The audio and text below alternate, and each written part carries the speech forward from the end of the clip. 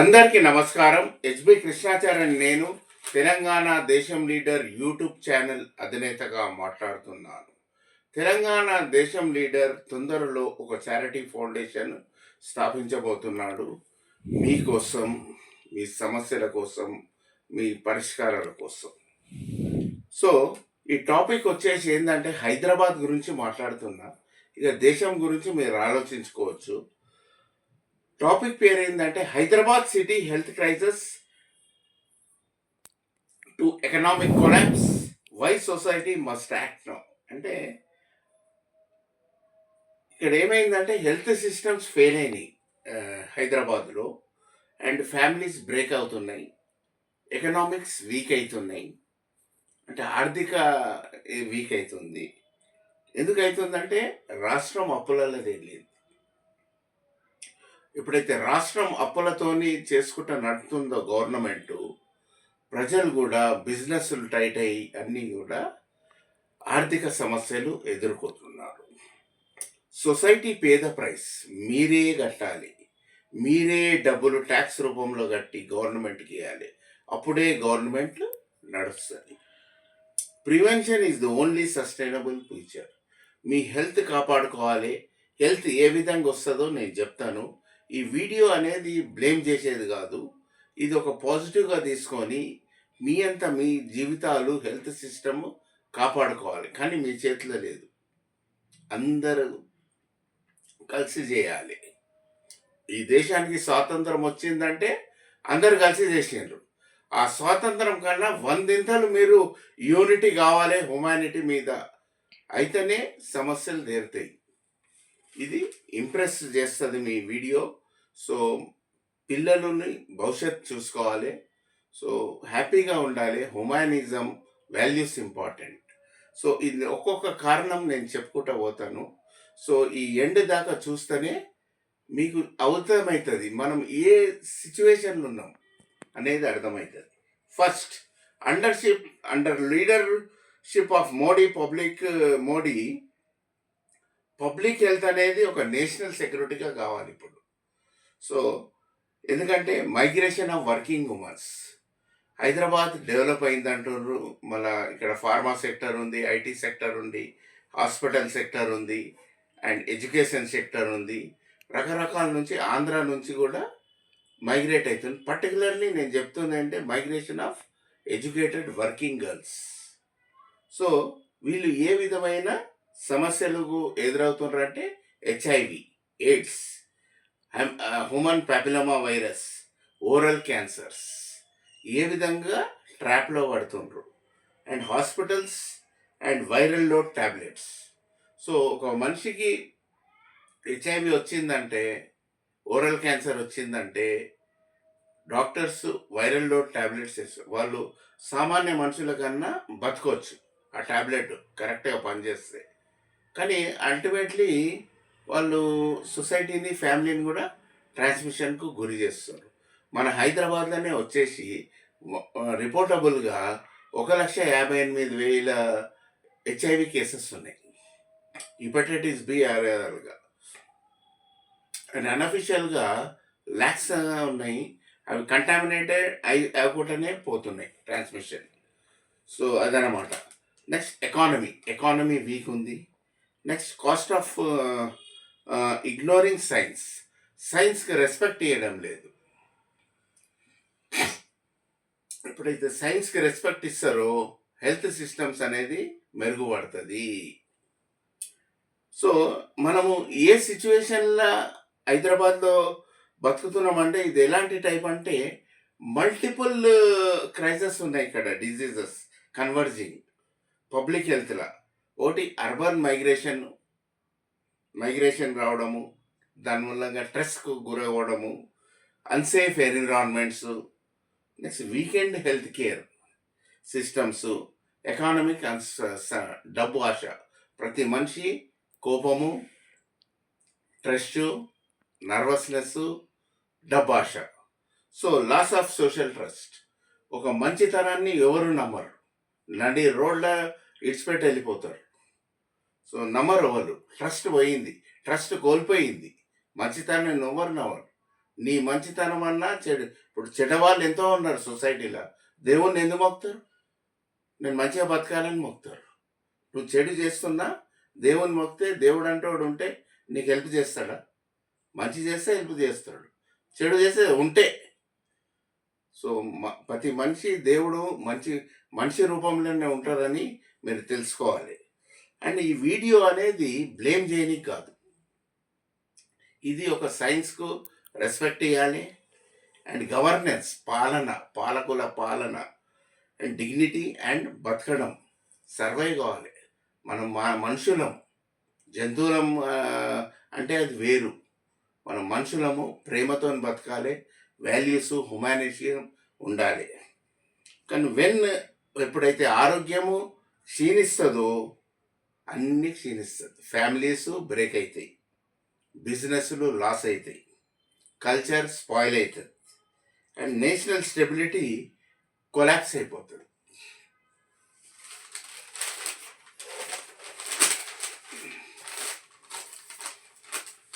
హైదరాబాద్ ఏందంటే ఇదొక అడ్డా. Urban migration from Andhra Pradesh and north Indian అన్నమాట. సో, హెల్త్ అనేది క్షీణిస్తుంది వాళ్ళది. సో, లార్జ్ స్కేల్ మైగ్రేషన్ ఏమైతుందంటే స్ట్రెస్‌కు and unsafe living conditions. So, వాళ్ళకేందంటే చాలీచాలని జీతం కావచ్చు. ఆ జీతం తగ్గట్ట లైఫ్ స్టైల్ లివింగ్ కాకపోవడం మూలంగా సో, మనము మీడియాలో గానీ, ఏది గానీ చూస్తే సో, అన్‌సేఫ్‌గా ఏ విధంగా ఉన్నారు అండ్ హెల్త్ నెగ్లెక్ట్ అయితుంది. Woman and young workers particularly girls సెక్స్‌కి ఎక్స్‌ప్లాయిటేషన్ అయితున్నారు.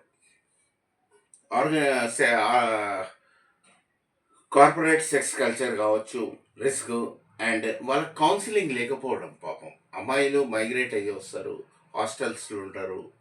అండ్ నెక్స్ట్ వాళ్ళు విపరీతమైన మెంటల్ స్ట్రెస్‌కు గురవుతుండ్రు. సో, లివింగ్ లివింగ్ రిలేషన్షిప్ అని అదని ఇదని నానా ఇబ్బందులు పడుతున్నాము. మీడియా రిపోర్ట్లు చూసేపటికే నేను అన్నీ ఒక డేటా కలెక్ట్ చేసి చెప్పడం అవుతుంది. సో,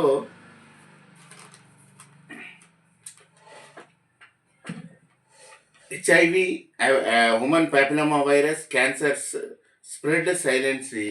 ఎప్పుడైతే అవేర్‌నెస్ ఉండదో, మంచి బట్టలు వేసుకొని అందంగా కనిపిస్తే కాదు.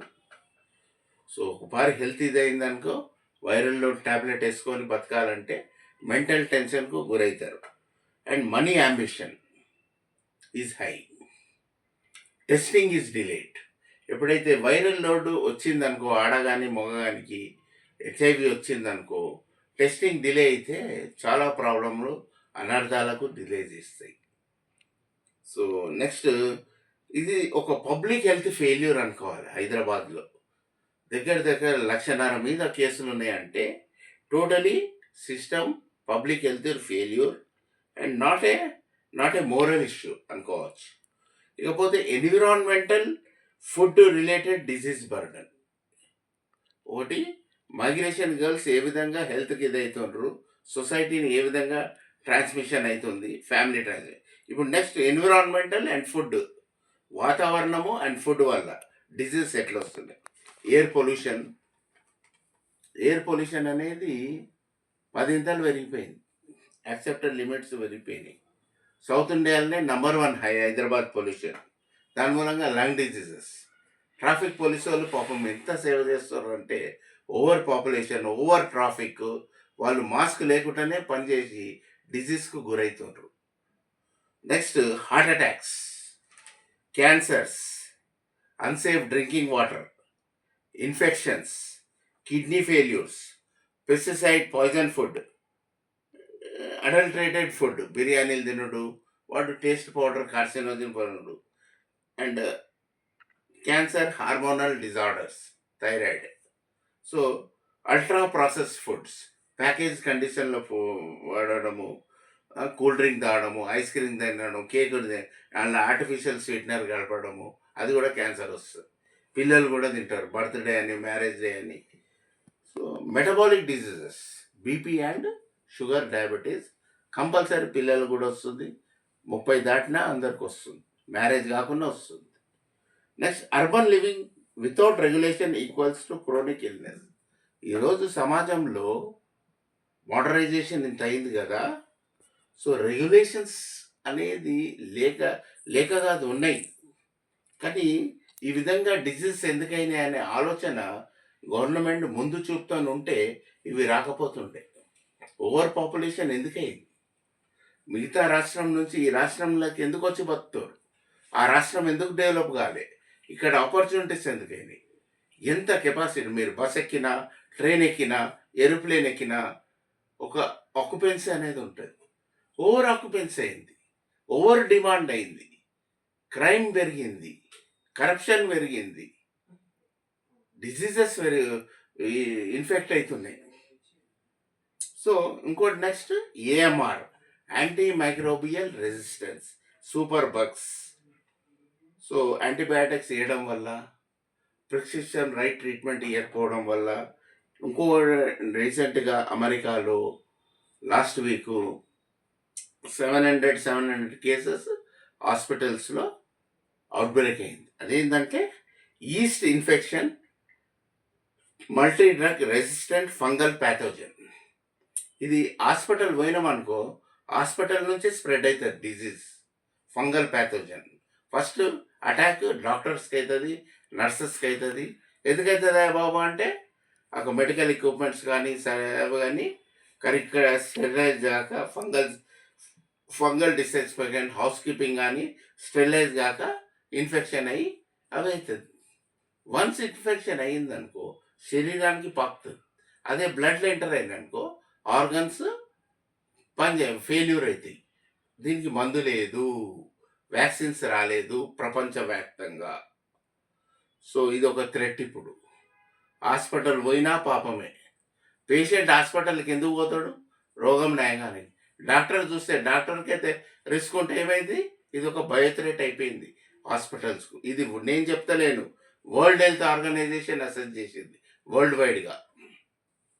నెక్స్ట్ యాంటీబయాటిక్స్ మిస్యూజ్ చేస్తున్నారు ఫర్ వైరల్ ఇన్ఫెక్షన్స్. ఒక డాక్టర్స్ అయి ఉండి నేను చెప్తలేను, హెల్త్ మినిస్ట్రీ చెప్తుంది. డాక్టర్స్ యాంటీబయాటిక్స్ అనేది వైరల్ ఇన్ఫెక్షన్, బ్యాక్టీరియల్ ఇన్ఫెక్షన్స్కి ఇవ్వాలి. వైరల్ ఇన్ఫెక్షన్స్ కూడా ఇచ్చి, ఎందుకంటే ఇందులో చాలా ప్రిస్క్రిప్షన్స్, ఎంత ప్రిస్క్రిప్షన్ నడుస్తే ఎంత పేషెంట్స్ డాక్టర్ హాస్పిటల్కు విజిట్ అయితే అన్ని డబ్బులు చంపాలి. హై టర్న్ ఓవర్ బిజినెస్ ఇది హాస్పిటల్, కానీ రాజ్యాంగం ప్రకారం service. Next hospital doctors, nurses risk spread అవుతుంది కాబట్టి from surgical equipments. So fungal sterilisation fail అయితే ఈవెన్ పెట్టు పేషెంట్స్. ఇకపోతే డాక్టర్స్, ఇప్పుడు రాబోయే రోజులు ఏమవుతుందంటే డాక్టర్స్కు ఫంగల్ ప్యాథోజన్స్ బ్లడ్లో ఎంటర్ అయినాయి అనుకో, వాళ్ళు రిస్క్ తీసుకుంటున్నారు. రిస్క్ తీసుకున్నట్టే. ప్రొఫెషన్లో డాక్టర్ ప్రొఫెషన్ అంటే హ్యుమానిటీ, మానవత్వం, సర్వీస్, ఒక గాడ్ లెక్క చూస్తారు వాళ్ళు. ఈ రోజుల్లో మల్టిపుల్ డిసీజెస్ హైదరాబాద్ ఉన్నాయంటే వాళ్ళు చేసే సర్వీస్ అంటే వాళ్ళు దేవుళ్ళతో సమానం. నర్సులు కూడా దేవుళ్ళతో సమానం. కానీ ఇప్పుడు కమర్షియల్ సెన్స్ ఆఫ్ యాటిట్యూడ్ ఉండకూడదు.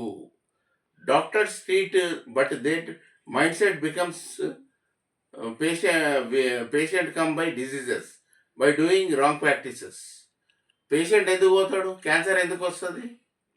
సర్వైకల్ క్యాన్సర్ ఎందుకు వస్తుంది? ఆడవాళ్ళు అన్ప్రొటెక్టెడ్ సెక్స్కి ఎక్స్‌ప్లాయిటేషన్ చేస్తుంది, క్యాన్సర్ వస్తుంది, cervical cancer. Once cervical cancer వస్తే రేడియేషన్ అనేది లోపల పెడతారు, ఆ హీట్తోని రక్తం గడ్డలు కరిగిస్తారు. ఆ తర్వాత హోల్ లైఫ్ స్పాయిల్ అయిపోతుంది. ఓరల్ సెక్స్ చేసినా ఓరల్ క్యాన్సర్ వస్తుంది, మౌత్ సెక్స్ చేసినా మౌత్ క్యాన్సర్ వస్తుంది. సో ఈ విధంగా వలనరబుల్ అయిపోయింది అనమాట. సో హాస్పిటల్స్ ఎట్లయిపోయినాయంటే హీలింగ్ సెంటర్ కావాలి, కానీ ఇప్పుడు బయో రిస్క్ జోన్స్ అయిపోయినాయి. ఇక పెండల్ ప్యాథోజన్ అవుట్బ్రేక్ అయినాక బయో రిస్క్ జోన్స్. నేను అనడం లేదు, వరల్డ్ హెల్త్ ఆర్గనైజేషన్ అంటుంది. Next health care system stress, ethical conflict. ఇక్కడ ఏమంటుందంటే హెల్త్ సిస్టమ్ ఎప్పుడైతే స్ట్రెస్‌లు ఉంటదో ఎందుకుంటాయంటే ఎంబీబీఎస్ డాక్టర్ ఎందుకైతాడంటే మేనేజ్మెంట్ కోటాలో వాళ్ళు ₹1,00,00,000 పెట్టి డాక్టర్ అయితారు. కానీ high cost of medical education and లో ఎర్లీ కెరీర్ సాలరీస్. వాడు జాయిన్ కాగానే కార్పొరేట్ హాస్పిటల్‌లో జాయిన్ అయ్యిండనుకో 20,000, 30,000 కన్నా ఎక్కువ జీతం ఉండదు. హై పేషెంట్ లోడ్ ఉంటది మళ్ళా. పేషెంట్ లోడ్ ఉంటది. లోడ్ తగ్గట్టు జీతం ఉంటదా? ఉండది. సర్జరీ చేసేటోళ్ళకు వాళ్ళకుంటది. పీజీ చేయాలాళ్ళు. పీజీ అందరికీ రాదు చదవంగానే. నూట్లో ఒకనికే వస్తది. సో, ఇదంతా ఒక కమర్షియల్ ప్రెషర్, ఒక బర్నౌట్ అనమాట. Commercial pressure and ethical care అనేది డాక్టర్ ప్రొఫెషన్‌లో ఉండాలి. ఇప్పుడు పోతే ఊర్లల్లో చేస్తారు. డాక్టర్లు ఉండరు సామాన్యంగా. ఆర్ఎంపీ డాక్టర్లే చేస్తారు. యాంటీబయాటిక్ ఇష్టం వచ్చినట్టు బుక్ పట్టుకొని ఇస్తాడు. యాంటీబయాటిక్ ఇన్ఫెక్షన్ అయితే ఎంతమంది వస్తది? లక్షల మంది వస్తారు. మరి రెగ్యులేషన్స్ ఏమైనాయి? Anti microbial resistant action plan ఇంకెందుకు రాలే? హైదరాబాద్‌లోనే ఎందుకు రాలే? దేశంలో ఎందుకు రాలే? సో, ఇది నా ప్రశ్న. So, doctors must be supported now, protected, regulated, not exploited or blamed. When hospitals fail అయినాయనుకో ఎంటైర్ పాపులేషన్ రిస్క్. 140,00,00,000 మంది రిస్క్‌లో పడతారు. హాస్పిటల్‌లో డాక్టర్స్ భయపడితే. ఎందుకంటే వాళ్ళకి రిస్క్ ఉంది. అమెరికాలోనే అవుట్ బ్రేక్ వచ్చింది. వాళ్ళు ఇన్ఫర్మేషన్ చెప్పనీకి నానా అవస్థలు పడతారు. మనది వాళ్ళదంటే రిచ్ దేశం. మనది ఇంకా పేదరికం ఉంది. డెవలపింగ్ 30 ఏళ్ల నుంచి అంటుర్రు. సో, అదనమాట. Risk entire population. మీలోని మానవత్వం, ప్రేమ, వాల్యూస్ అనేది పెరగాలి. కోపము అనేది రాకూడదు. Economic pressure and cultural contradiction. This is most important. Economic pressure అంటే ఆర్థికం, pressure, cultural contradictions. Majority on below living wage. ఇది తెలుసు సామాన్యులు 10,000 కన్నా ఎక్కువ సంపాదించారు. దుకాణాలలో చేసేటోళ్ళు, ఆటోలు తిరిగేటోళ్ళు. కానీ కొత్త సినిమా వచ్చిందంటే బ్లా బ్లాక్ బస్టర్ హీరో సినిమా వచ్చిందంటే బెనిఫిట్స్ ఒక 3,000, 2,000 కడుతున్నారు. వాళ్ళ జీతమే ఉండాలి. ఎసెన్షియల్ సర్వీస్ అంటే hospitals, pharma industries, entertainment cost rice sharply. Last అయిపోయింది. ఇప్పుడు ఏమైంది? వాడు ఎందుకు టికెట్ ప్రైస్ పెంచుతుండు? కోర్టు కేసులు ఎందుకు అవుతుంది? సినిమా చూడడం అనేది కల్చరల్ ఎడ్యుకేషన్ కిందకి వస్తుంది. బ్లాక్ మార్కెటింగ్ బిజినెస్ కాదు ఇది సినిమా తీస్తే. సో, నేనేంటంటే ఆ రోజులలో ఎన్టీఆర్, ఏఎన్ఆర్ అండ్ ఈవెన్ చిరంజీవి కూడా ఇప్పటికీ ఆయన యంగ్గా కనిపిస్తుండు. ఆయనకు తెలియాలి. బికాజ్ ఎంత కష్టపడ్డాడు. వాళ్ళ హార్డ్ వర్క్ 24 అవర్స్. ఎప్పుడు నిద్ర పోతారో తెలియదు, ఎప్పుడు లేస్తారో తెలియదు, ఎప్పుడు టైంకు షార్ట్ అంది చేయాలనో తెలియదు. అట్లా ఉండే కష్టపడ్డారు. అయినా టికెట్ ప్రైస్ అఫోర్డబుల్ రేట్స్ ఉండే. ఈరోజు టికెట్ ప్రైస్ అర్ధాంతంగా ₹1,000 అనడము, 500 అనడము, 3,000 అనడము. ఏంది ఇది డిమాండ్? ఒక మంచి సినిమా వచ్చిందనుకో, ఆ మంచి సినిమా ఏముండదు. వైలెన్స్ ఉంటేనే మంచి సినిమా ఇప్పుడు. సో, ఎక్స్పోజర్, లేడీస్ని ఎక్స్పోజ్ చేస్తేనే, ఎంటర్టైన్ చేసిస్తేనే మంచి సినిమా. అండ్ మసాలా జర బ్యాక్గ్రౌండ్ మ్యూజిక్ అది పెడితే మంచి సినిమా. ఫ్యామిలీస్లో వాల్యూస్ ఎట్లుంటాయి? ఎడ్యుకేషన్ చేస్తే ఏ విధమైన దేశాన్ని సూపర్ పవర్ చేయొచ్చు. చెడు చూపెట్టి 1,000 కోట్లు సంపాదించుకోరు. ఇప్పుడు మంచి చూపెట్టండి, సమాజాన్ని మెచ్చకండి, పిల్లలకి ఫ్యూచర్ చేయండి. సో, ఇక్కడ ఏమవుతుందంటే ఇలాంటి టికెట్ ప్రైస్ రేట్ హైక్ చేయడము, బ్లాక్ మెయిల్ చేయడం వల్ల ఇన్కమ్ ఇన్ఈక్వాలిటీ అవుతుంది. వాడు సంసారం చేయనీకి 10,000, 15,000 తెమిస్తే వాడు రేషన్ కట్టక, కరెంట్ బిల్ కట్టక సినిమా పోయి చూస్తారు, బెనిఫిట్ షోకు పోయి చూస్తారు. అంత క్రేజ్ ఎందుకు? మీరు కౌన్సిలింగ్ చేయాలి, సినిమాలు ఆ విధంగా తీయాలి. సో, మార్కెట్ డిస్ట్రాక్షన్ అవుతుంది. అండ్ ఎందుకు హీరో ఏమన్నా ఎన్టీఆర్, ఏఎన్ఆర్ లేక కష్టపడ్డారా? ఎవరే కష్టపడ్డారు? ఇప్పుడు విఎఫ్ఎక్స్ వచ్చింది, ఆర్టిఫిషియల్ ఇంటెలిజెన్స్ వచ్చింది, గ్రాఫిక్స్ వచ్చింది. అండ్ వచ్చింది కాబట్టి దెర్ ఈజ్ నో ఎఫర్ట్స్. మొత్తం గ్రాఫిక్స్. యాక్టింగ్ అనేది లేదు ఇప్పుడు. యాక్టర్, హీరోయిన్ ఏ యాక్టర్ లేకున్నా ఏఐతోని తీయొచ్చు ఇప్పుడు సినిమాలు. మన టికెట్ ప్రైసింగ్ బొమ్మలను చూపెట్టి రూ. 1000 టికెట్ ఎందుకు వసూలు చేస్తుర్రు? This is a nuisance, nonsense. Regulations compulsory రావాలి. అండ్ సినిమా సర్టిఫికేషన్ సెన్సార్ అనేది ఆపాలి. సినిమాటోగ్రఫీ మినిస్టర్స్ గానీ, ఎవరే గానీ ఎవరు పాటించలేరు. సో, మెటావర్స్ ఎవల్యూషన్ వచ్చిందనుకో, సినిమాలు ఎవడు చూడడు ఇగ. టెక్నాలజీ ట్రాన్స్‌ఫర్ అయితది. ఎవల్యూషన్ వస్తది. ఉన్న మల్టీప్లెక్స్ ఖాళీ ఉండిపోతాయి. మెటావర్స్ అంటే నువ్వు సినిమాలోనే ఉంటావు. వాళ్ళతోని మాట్లాడొచ్చు, కలవచ్చు ఆ విధంగా. ఆ విధంగా తయారైతున్నాయి రిచ్ నేషన్‌ల సినిమాలు. సో, మీరు తస్మాత్ జాగ్రత్త. డైరెక్టర్స్, ప్రొడ్యూసర్ లాస్ కాబోతుర్రు. ఇకపోతే traditional entertainment economies will challenge. Traditional metaverse వచ్చిందనుకో ఎకానమీ చేంజ్ అయిపోతది. Ignoring affordability. ఎందుకంటే సామాన్య మినిమమ్ వేజెస్ మెజారిటీ ఉంది. 10,000 15,000 చదివితే మెజారిటీ పాపులేషన్ ఉంది కాబట్టి అఫోర్డబుల్ రేట్ పెట్టిండ్రనుకో మీరు తీసే సినిమాలు ప్రతి ఒక్కరు చూస్తారు. సో, ఎందుకంటే ఇండస్ట్రీ కొలాప్స్ అవుతుంది. ఒకరోజు నడుస్తుంది, బాగాలేదనే టాక్ వచ్చిందంటే అది ఖాళీగా ఉంటుంది. మీరే లాస్ అవుతారు కదా! చేసిన కష్టం వృధా. ఇక global instability and business consequences. So, geopolitical conflicts ఎందుకైతున్నాయి? వార్స్ ఎందుకైతున్నాయి? ఆగుతలేవు అవి. ఎకానమీ లాస్ అవుతుంది. దాని మూలంగా క్యాన్సర్ వ్యాధి లేక మన ఇండియాకు కూడా ఇన్ఫ్లేషన్ రైజ్ అవుతుంది. బంగారము 1,50,000కు పోయింది. ఇంకా పెరుగుతుంది. సిల్వర్ పెరిగింది. So, disrupt supply chain. Business అనేది ఎక్స్‌పోర్ట్ చేయలేకపోతుర్రు, ఇంపోర్ట్ చేయలేకపోతుర్రు. టైట్ పొజిషన్ అయిపోయింది. ఇటు జీఎస్టీ కట్టాలి, అక్కడ గవర్నమెంట్ కూడా కట్టాలి. So, ultimately Modi government advantage ఏందంటే ఒకటి జీఎస్టీ తగ్గించిండు అండ్ ఫ్రీ ట్రేడ్ అగ్రిమెంట్ చేసిండు మీకోసం. మీ యొక్క సమస్యల పరిష్కారం కోసం.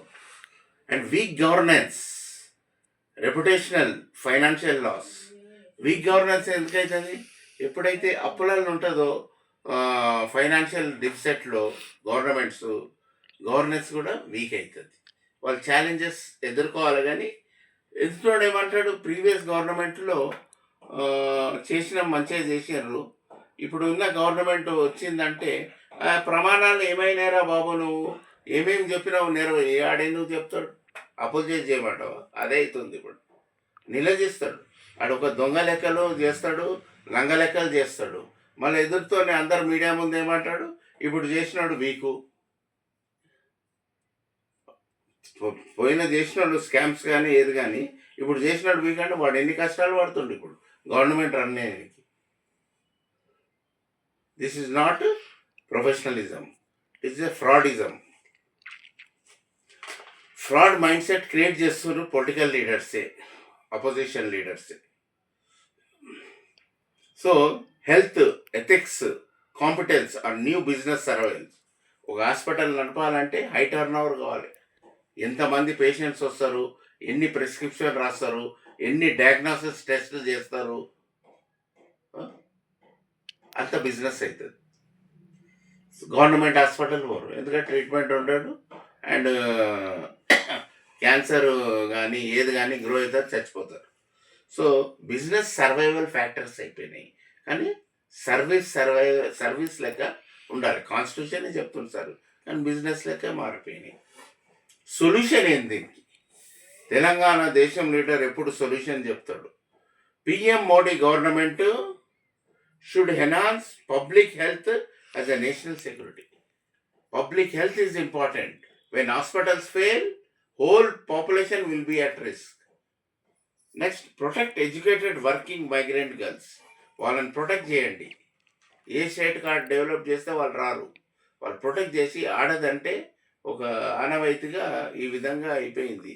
సో, అన్ప్రొటెక్ట్ సెక్స్, ఒక హెచ్ఐవి వచ్చిన, ఒక సెక్షువల్ ట్రాన్స్మిటెడ్ డిజీజ్ వచ్చిన, ఒకవేళ మ్యారేజ్ అయిన తర్వాత ఎంత డైవర్స్లు అయితే తప్పదు అది.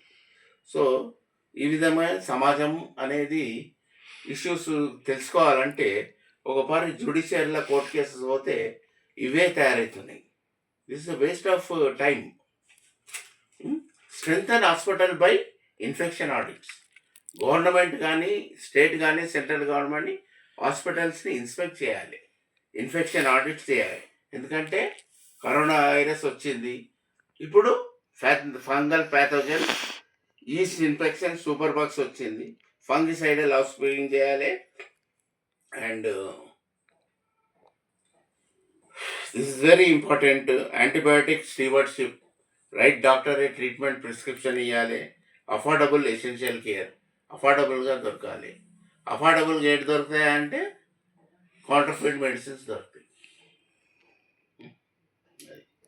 So restore economic balance by fair pricing, ethical markets, skill based leave. ఒక ఉద్యోగం ఇవ్వాలన్నా స్కిల్స్ మ్యాచ్ చేసుకొని చేస్తే మీ దందా బాగా నడుస్తుంది. ఎందుకంటే uncertain situation, business environment uncertain ఉంది. నువ్వు దందా చేయాలి, ఇన్నోవేషన్ చేయాలి, టెక్నాలజీ రన్ చేయాలి, గ్రో చేయాలనే ప్లాన్ ఉంటుంది నీకు. అంటే నీ గోల్స్ వేసుకున్నావు కదా, ఆ గోల్సే నీకు ప్రెషర్ అవుతున్నాయి. అన్సర్టన్ ఉంది, నువ్వు ఏం చేసినా ఇంటర్నల్. అన్సర్టన్ ఎందుకు ఉందా బాబు అంటే మోడీ గవర్నమెంట్ కానీ ఏ అమెరికా గవర్నమెంట్ కానీ బిజినెస్ చేయాలన్నా ఏది చేయాలన్నా పొలిటికల్ ఇష్యూ అయింది, అది గుర్తుపెట్టుకోండి మీరు. Next, use technology responsibly. Technology response చేయాలంటే, ఒక ఆర్టిఫిషియల్ ఇంటెలిజెన్స్ టెక్నాలజీ చేయాలంటే యూ షుడ్ బి ఎక్సర్సైజ్. నీకు తెలియాలి క్వశ్చన్ ఏమి ఇవ్వాలి, దానికి ఆన్సర్ ఏం చేయాలి ఉంటేనే అది పని చేస్తుంది. క్వశ్చన్ ఇచ్చినా నీకు ఆన్సర్ చేయాలంటే రాంగే చూపెడుతుంది. You should be expert, diagnosis కానీ సర్వేలెన్స్ కానీ. ఇకపోతే కన్క్లూజన్ ఆఫ్ ద వీడియో ఏంటంటే, ఒక హెల్తీగా ఉందంటే సొసైటీ బిల్డ్స్ స్ట్రాంగ్ ఫ్యామిలీస్. గొప్పోడు ఎందుకు అవుతాడు? ఇండియాలో మ్యాక్సిమం సైజు అడ్డదారులు వచ్చినవాడు అవుతాడు. అడ్డదారుల స్కాములు చేసి లగ్జూరియస్ లైఫ్ వచ్చి స్ట్రాంగ్గా ఉంటారు. కానీ పేదోడు ఉండలేడు. పేదోడు ఒక గొప్పోడు కావాలన్నా చాలా కష్టం ఈ రోజులో. స్ట్రాంగ్గా బిల్డప్ చేయాలి, హ్యాపీనెస్ చేయాలంటే కోల్పోయాడు. సో వాళ్ళకు ఉండాలని మోడీ గవర్నమెంట్ కొత్త చట్టాలు తెచ్చింది. వాళ్ళకు కూడా కొత్త శాలరీ ఇవ్వాలంటే ఒక బర్డన్ అయిపోయింది, అన్సర్టన్ బిజినెస్ అయిపోయింది, ఇయ్యలేరు. చట్టం ఎవరికి చుట్టం కాదు, అందరూ అదే పాటించాలి. మీరు కరెక్ట్ మ్యాన్ పవర్ తీసుకున్నారు, వాళ్ళు కరెక్ట్ పని చేసిండ్రు అనుకో, 5 పని ఒకటి చేస్తాడు. ఇప్పుడు ఆర్టిఫిషియల్ ఇంటెలిజెన్స్ వచ్చింది, రాబోయే రోజుల్లో క్వాంటమ్ కంప్యూటింగ్ వస్తుంది. Need not to be worried. మన హైదరాబాద్లో ఫార్మా ఉంది, ఐటీ సెక్టర్ ఉంది. క్వాంటమ్ కంప్యూటర్ వస్తే ఇంకా 5 ఏళ్ళు పడుతుంది. సో ఈ విధంగా. నెక్స్ట్, స్ట్రాంగ్ ఫ్యామిలీస్ ఎప్పుడు బిల్డ్ అవుతాయి? స్టేబుల్. స్ట్రాంగ్ ఫ్యామిలీస్ ఉన్నాక డబ్బు బాగుంటుంది. నెక్స్ట్, స్టేబుల్ ఎకానమీస్ ఎప్పుడవుతుందంటే peaceful nations. So public health is not an expense, it is the foundation of civilisation. ఈ వీడియో షేర్ చేయండి. ఇవన్నీ ప్రాబ్లమ్స్, సొల్యూషన్స్ అన్నీ గవర్నమెంట్ మీద ప్రెషర్ పెడితే కావు. ఎందుకంటే టోటలీ గ్లోబల్ ఎకానమీ హ్యాండిక్యాప్డ్ అయిపోయింది. అండ్ తెలంగాణ రాష్ట్రము, ఆంధ్రప్రదేశ్ రాష్ట్రము డెఫిసిట్లు ఉంది. సో ఈ వీడియో చూసి మీరు ఆరోగ్యాన్ని కాపాడుకోవాలి, చిల్డ్రన్స్ని మంచి పద్ధతిలో పెంచాలి, వాళ్ళ హ్యుమానిజం నేర్పాలి, వాల్యూస్ నేర్పాలి, సొసైటీని ఫౌండేషన్గా చేయాలని కోరుతూ నేను సెలవు తీసుకుంటున్నాను.